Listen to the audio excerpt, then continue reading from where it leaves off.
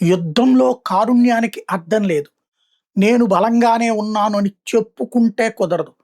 America నేను బలంగా ఉన్నానని 1,00,000 సార్లు చెప్పుకుంటున్నా.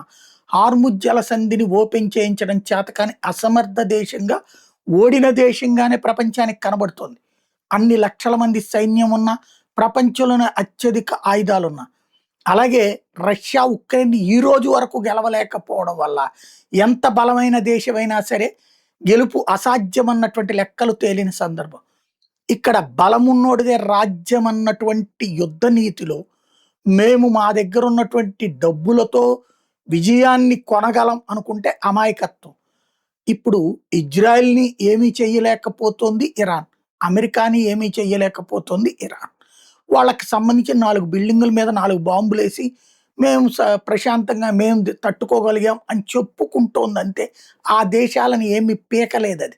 కానీ పక్కనున్నటువంటి గల్ఫ్ దేశాలు నిరంతరం పీకి పాకాన పెడుతోంది. వీళ్ళ ఆర్థిక మూలాలు దెబ్బతీస్తుంది. వీళ్ళు ఆయిల్ అమ్ముకోలేని పరిస్థితి సృష్టించింది. వీళ్ళ దగ్గరికి సరుకు రవాణా రానివ్వకుండా దిగ్బంధిస్తోంది. అదే సందర్భంలో వాళ్ళకి సంబంధించిన వ్యాపార వాణిజ్య కార్యకలాపాలు స్తంభింపచేసింది. బ్రతుకు జీవుడా అని బ్రతకాల్సిన పరిస్థితి కల్పించింది.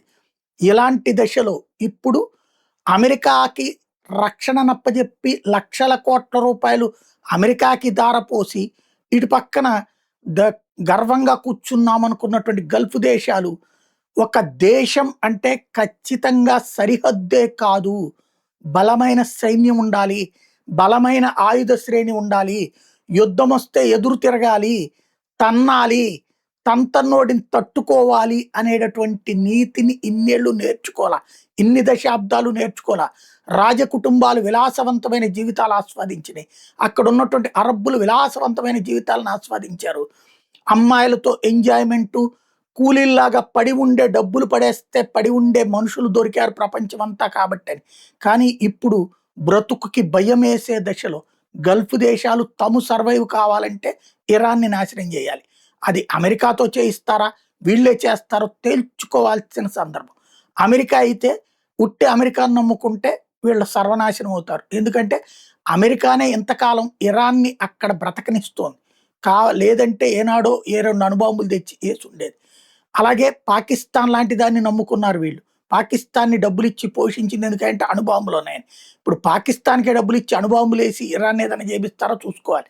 లేదు అంటే గనక గల్ఫ్ దేశాలు యుద్ధంలో దిగలేకపోతే, గల్ఫ్ దేశాలు భవిష్యత్తులో సోమాలియా లాగా, ఆఫ్ఘనిస్తాన్ లాగా మిగిలిపోతాయి.